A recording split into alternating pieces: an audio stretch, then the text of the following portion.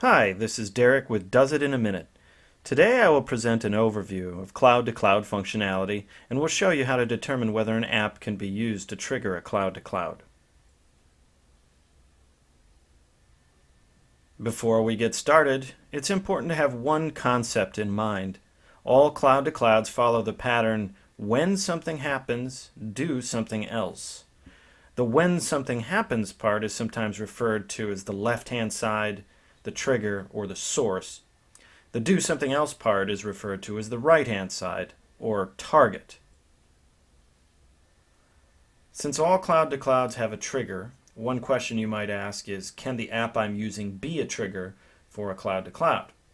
To answer that question, let's go look at the connector library. Suppose the app I'm working with is FreshBooks. First, I need to find the app in the library. Then I can open up the application to see what connectors it has.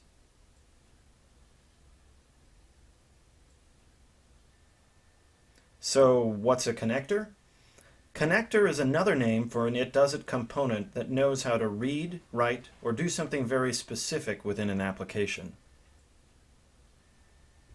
The connectors for each app are sorted into 4 categories.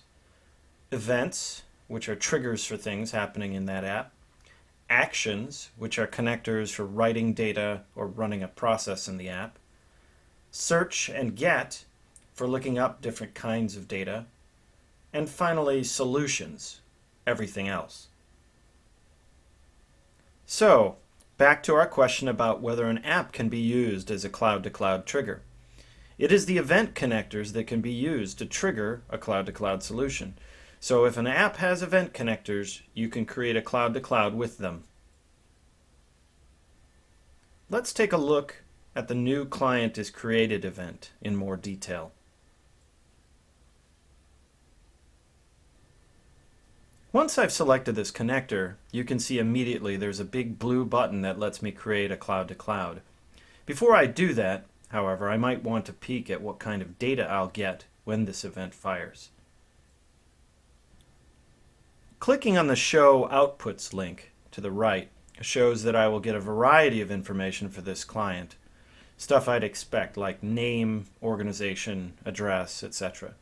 This is the source data that will be available to the other side of the cloud-to-cloud. So, what will happen when I click that big blue button? That's the subject for the next video. That's Does It in a Minute.